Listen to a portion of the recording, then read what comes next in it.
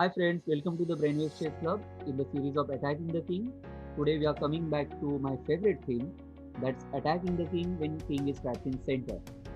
And both of our today's masters, they are very highly respected in the world of correspondence chess. White is Danish master Julius Nielsen and black is Australian master Romanus Orlokos. Nielsen was awarded with the title of International Master of Correspondence Chess, whereas black Romanus Orlokos was awarded with the title of Grandmaster of Correspondence Chess in 1965. So let's get started. White started with e4. Black Orlokos replied with c5 Sicilian defense. As we know, Sicilian defense is the most result-oriented reply against White's e4 and attacks and counterattacks.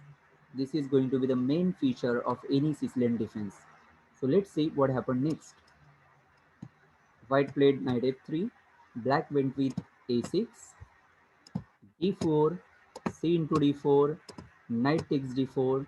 Here, instead of the main line of knight f6, black went on to play a6, Kahn Paulsen variation of Sicilian defense. There was a time when this a6 wasn't that recognized in place of the main line of knight f6. We know in case of knight f6, white simply replies with the most obvious development of knight c3. It's of 1950s, the Soviet master Khan brought in life to this variation, and in today's international chess, this line is enjoyed a lot by top masters as well. So let's go ahead. After a6, white enjoys bonus of c4. Now this move does control b5 and d5 in advance, which stops black's main ideas in any Sicilian game, that is d5 break, or sometimes black's main idea of b5 and then b4. Black played knight f6 threatening e4. White defends with knight c3 threatening e5 pawn push. Black defended and came up with a new threat with bishop b4. Now this has came up with direct threat on e4, and we can notice the pin on the c3 square as well. Well, what can be the best defense? You may pause the video and think again. It's easy. In case you want to play safe, we can play bishop d3, or there can be another line bishop d2. Let's see the interesting line of bishop d2 first. In case of bishop d2, in case black decides to take bishop into knight, then bishop takes bishop, and after knight takes e4, there comes very interesting line of queen g4. Now this queen g4 threatens g7 and e4 at the same time. So there can be knight into c3, and the battle was on for g7. So after queen takes g7, rook f8, pawn takes knight, and now black must play accurately. He must play queen a5, challenging c3, and there comes knight b3. Black may continue with queen f5, looking for queen g6, queen's exchange offer. So white may continue with queen g3, denying the exchange offer, and there will be a very interesting game after bishop d3 and white's castle as well. But in the game, instead of the safest move, bishop d3, or the interesting variation like bishop d2 or knight c2, Nielsen went on to play the sharpest variation of this particular line. He played e5. Now this has asked a big question whether black wants to go for any 4, and in case of any 4, I would say that white can simply continue with earlier plan of queen g4, idea of double attack on e4 and on g7 square. White made the best choice. Instead of going for any passive defense, white accepted the knight. Black had to capture on c3 because he's a piece down. So after pawn takes bishop, queen takes pawn on c3. Now black has to recover a piece, either the knight on d4 or the rook on a1. This is the turning point of the game. How should white continue? So there were two choices to play bishop d2. In case of bishop d2, black can simply take this knight, and by instead of bishop d2, white made the bold choice. He played queen d2. Now this forces black to take a rook which is not that active, and this is very instructive example of value of a piece. We know that Usually, rooks are major pieces, or queen is the strongest piece of the game of chess. But at the end, the activity matters. At the end, the space advantage matters for any chessman.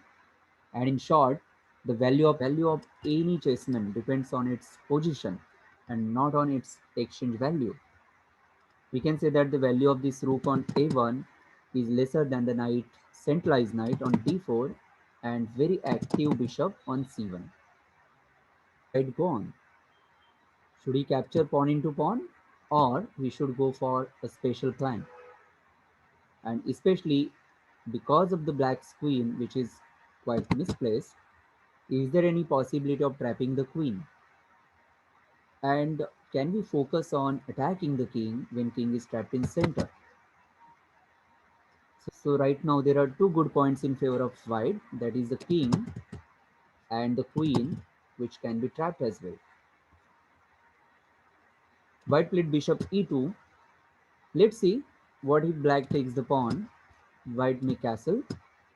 And again, just for assumption, if black plays e5, white may play knight b3, and the forced only one, queen b1, and there follows bishop d3, trapping the queen. Yes, so there is direct threat behind bishop e2. Black made the best choice. He played knight c6. Now here, white went for an intermezzo. He first captured to gain a tempo. So after rook g8, white captured knight into knight. Now it was obvious for black to take with the b pawn, and into b captures d into c6. So it was obvious that black will face problems on the d file, especially after white's castle and rd1. White castle, black replied with queen takes g7. Here white makes the best choice. Instead of tying up this bishop for the defense of g2, he played g3. Now this is black was in trouble mainly because of his king's position. And this is what our theme is, attacking the king when king is trapped in center. And it's very rare that in Sicilian defense, black doesn't get counter attacks. He played d5. This is the next phase of our game, and our theme consists of the dominance of dark squared bishop. We have to remember that we sacrificed our misplaced rook for the bishop. Black gave bishop into c3 knight, and there was the bishop to take charge of the board on dark diagonals. It restarted with bishop a3. Now this bishop is going to have its own dominance along these diagonals throughout the game. Black understood the threats and offered queen's exchange, and it was obvious that white denied the threat and he made the most obvious move, queen b4. Now it looks like black has defended the square e7 and f8 in advance. So what is the exact square white is looking for? Yes, you're right. White wants to come up to d6 and take charge of the c6 square. Black played queen d8. Now we can white's bishop is at prime position. Queen is also very much active. So white wanted to bring another piece in attacks. He captured pawn takes pawn. Black replied with c into d5, and white brought the rook in the attack on the c line. So there is a direct threats like rook c7 or rook into c8.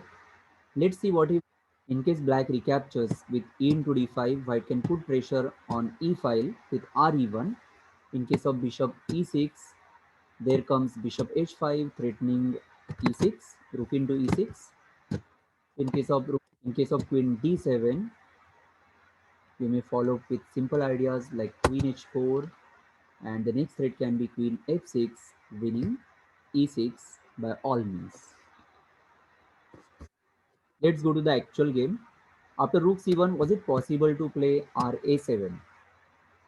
There comes the tactical bind, queen b8, threatening rook into c8, at the same time double attack on the hanging rook on a7,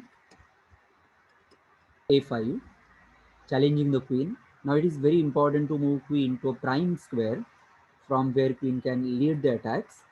And so white found out queen f4 which can keep watch on f7 square, which can support c7, and we can see rook into c8 is a direct threat. Let's see what if he plays any random move like a4. We can simply take rook into c8, and whatever does, rook into c8 check will finish the game in style like this. Maybe check, and you can pick up everything. Thread. Let's see, after any random move like this, white may give check, and after bishop d7, there comes rook c7. Yes, one more time, the very old idea which we learned in our early days of chess, the scholars made on f7. Well done. Of all these threads, black replied with the best, bishop d7. Now change of, you all are supposed to pause the video and think over the board.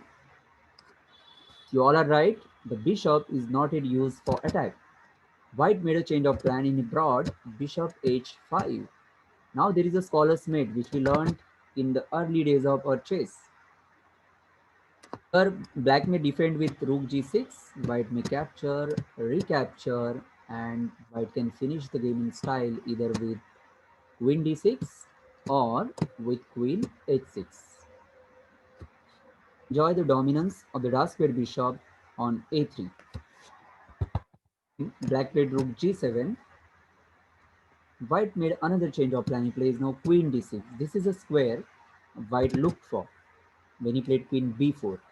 And now the first move rook g8, and there came icing on the cake, the finishing bind rook c7. Yes, can you tell the thread? Where f7 is targeted. Say like after any random move, white may wrap up the game in style with bishop into f7, king into f7, and there comes rook into d7, winning queen, and rest is a matter of available for black. After rook a6, well, there is a choice whether you want to take f7 directly, or we can play queen c5, and say like after moves like rook a8, there can be queen c6, challenging d7 bishop, and again the same threat of bishop into f7. So in case of bishop into queen, you may get beautiful finish, bishop into f7, check and mate. You all enjoyed this delightful brilliancy. It was very instructive to see the dominance of the dark squared bishop along the diagonal, and the dominance game was the queen d2. Because by the time this game was played, nobody really recognized queen d2 as that good for fight. But we saw the value of any chessman that depends upon the position of that particular piece or the chessman that couldn't get any counter attack to come back just because of the dominance of this bishop on e3, the rook on c1, and another bishop. The light square bishop was used beautifully, and it reminded us the very old idea of scholar's mate made on h7. In all, this is